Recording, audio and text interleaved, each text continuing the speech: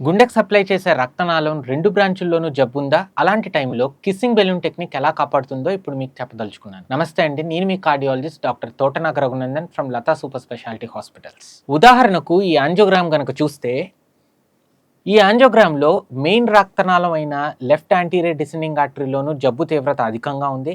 అలాగే side branch అయిన డయాగ్నల్‌లోనూ జబ్బు తీవ్రత ఉంది. సో ఇలాగా రక్తనాళం 2గా చీలే ఏరియాలో 2 బ్రాంచుల్లోనూ జబ్బు ఉంటే గనక దాన్ని బైఫర్కేషన్ లీషన్ అని అంటాం.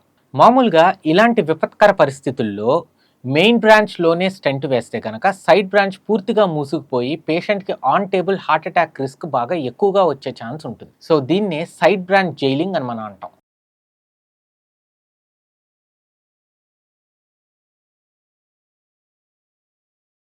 అందుకే ఇలాంటి ఒక క్లిష్టతరమైన కేస్‌లో మేము కిస్సింగ్ బెలూన్ టెక్నిక్ అనే ఒక వినూత్నమైన ప్రక్రియని ఉపయోగించడం జరిగింది. కిస్సింగ్ బెలూన్ టెక్నిక్‌లో మెయిన్ రక్తనాళం వైపు నుంచి 2 చిన్న బెలూన్లను 2 రక్తనాళాల బ్రాంచ్‌ల్లోకి పంపిస్తాం. వాటిని కరెక్ట్‌గా వెనక్కి లాగుతూ ఒకదాని మీద ఒకటి నిలపడానికి చూస్తాం. ఒకదాని మీద ఒకటి నిలిచిన తరువాత రెండిట్లోనూ ఒకేసారి గాలిని నింపుతాం. మధ్యలోంచి చూస్తే ఈ 2 బెలూన్స్ ముద్దు పెట్టుకున్నట్టు మనకు కనిపిస్తాయి. దీన్నే కిస్సింగ్ బెలూన్ టెక్నిక్ అంటాం.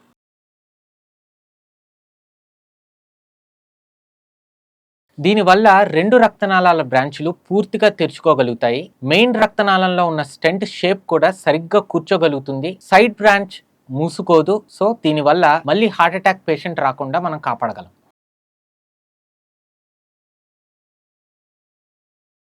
యాంజియోలో గనక బైఫర్కేషన్ లీషన్ ఉందని డాక్టర్ చెప్తే ముందు మీరు భయపడమాకండి.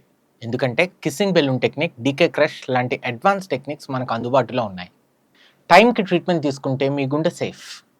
ఈ కొత్త స్టెంటింగ్ టెక్నిక్ యొక్క నాలెడ్జ్ మీకు ఉపయోగపడింది కదా? అయితే షేర్ చేద్దాం. ఒక గుండెని కాపాడిన వాళ్ళం అవుదాం.